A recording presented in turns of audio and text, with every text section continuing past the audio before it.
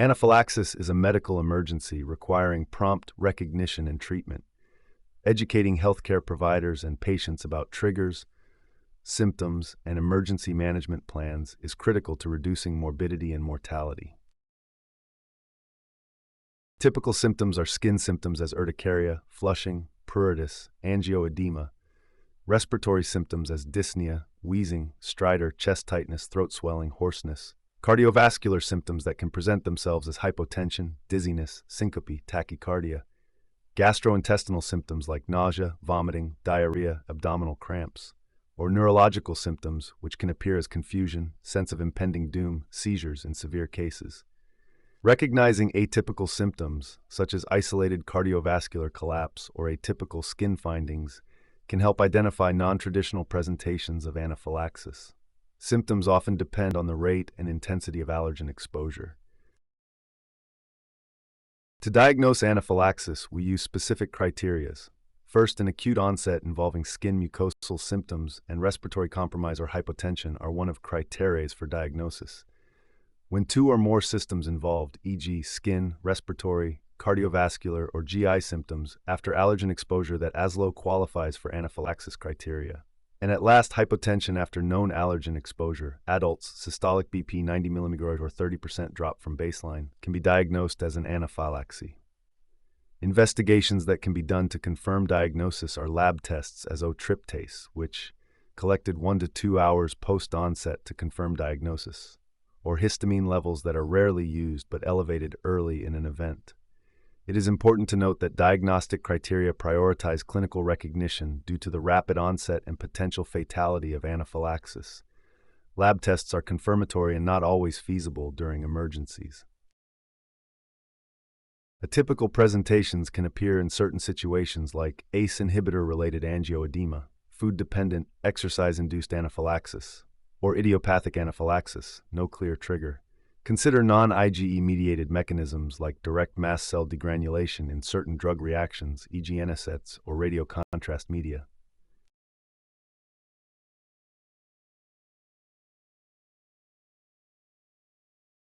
Speaking about key differentials, a few pathologies must be noted. Some symptoms in vasovagal syncope, as hypotension can remind ode anaphylaxis, but bradycardia and the fact that it resolves with position change sways us from that diagnosis. Asthma, but there are no urticaria or hypotension. Myocardial infarction, again, no urticaria and it has slower onset. Panic attack, hyperventilation without systemic symptoms. Septic shock, fever and infection signs are present. Distinguishing between anaphylaxis and conditions like asthma or panic attacks can be challenging. A rapid response to epinephrine is a hallmark of anaphylaxis and helps confirm the diagnosis. Differences between angioedema, anaphylaxis, and allergic reactions are that angioedema presents with localized swelling, often without rash, but anaphylaxis is systemic reaction involving multiple organ systems, and allergic reactions are often presented with mild symptoms without hypotension or severe respiratory involvement. Histamine-mediated and bradykinin-mediated angioedema differ significantly in management. Epinephrine is often ineffective in bradykinin-mediated cases. Angioedema can be classified based on its triggers: O-bradykinin-mediated like ACE inhibitors or hereditary angioedema, O-histamine-mediated, which generally are allergens, insect stings, or drugs. Management differs based on these categories. Bradykinin-mediated should be treated with icatibant and freshly frozen plasma. Histamine-mediated can be treated with epinephrine, antihistamines, corticosteroids. Differentiating between the two types is critical as treatments vary. Bradykinin-mediated angioedema often requires specialized therapies like C1 esterase inhibitors.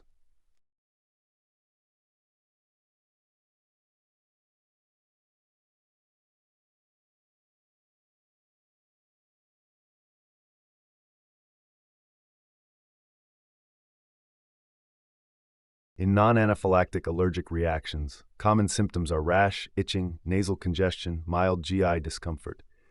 Management generally consists of oral antihistamines and corticosteroids for moderate cases. Non-IgE-mediated reactions, such as contact dermatitis, involve T-cell-mediated mechanisms and often require different management strategies.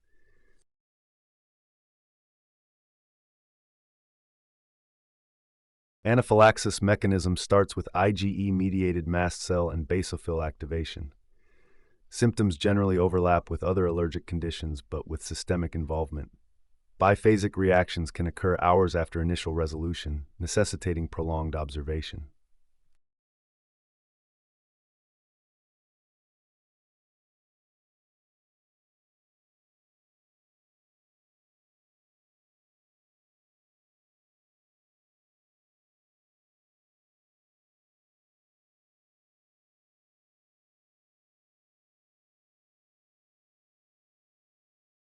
Immediate management steps.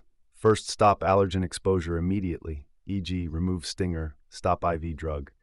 Then position patient supine with legs elevated to avoid hypotension. And third, administer IM epinephrine as first-line treatment. Medications that need to be ordered are epinephrine, intramuscular, for adults 0.3-0.5 milligrams, repeat every 5 to 15 minutes if needed. High-flow oxygen for respiratory symptoms.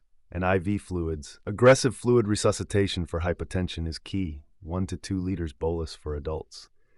Important to know is that intramuscular epinephrine is preferred over IV for initial treatment due to rapid absorption and reduced risk of adverse effects.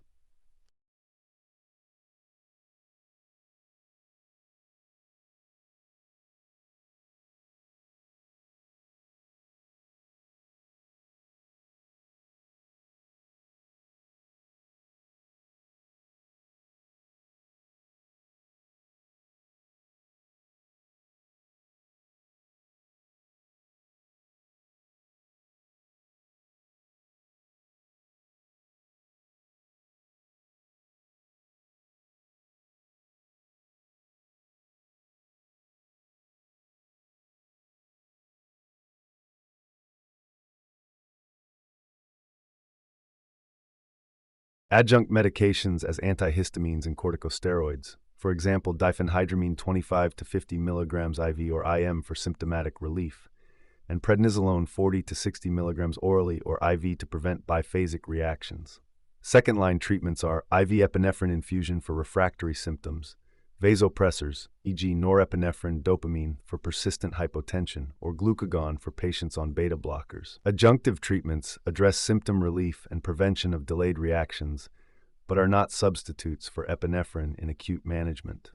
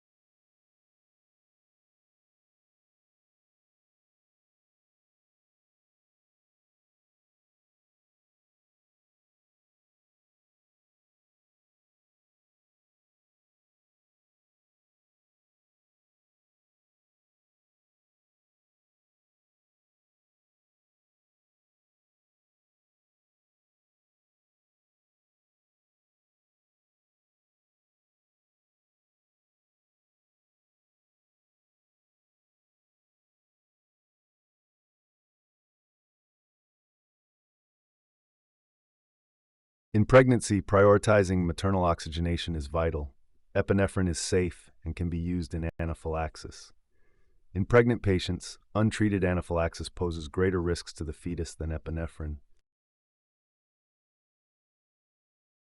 Icatibant is used in ACE inhibitor-induced angioedema or hereditary angioedema.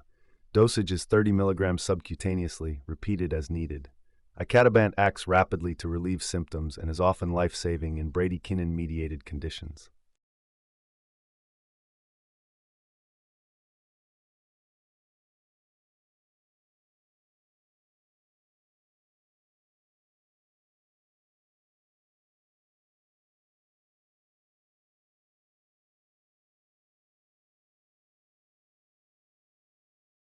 Freshly frozen plasma in anaphylaxis and angioedema is essential in some situations.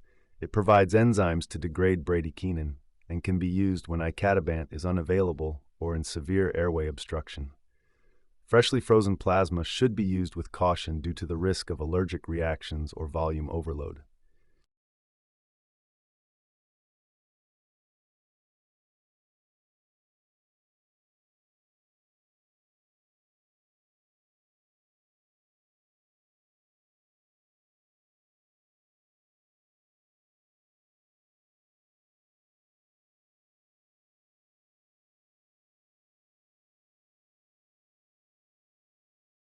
Overall recommendations are to avoid known allergens, to carry an epinephrine autoinjector, to wear medical alert identification, and to education on proper autoinjector use is critical, as delays in administration can be fatal.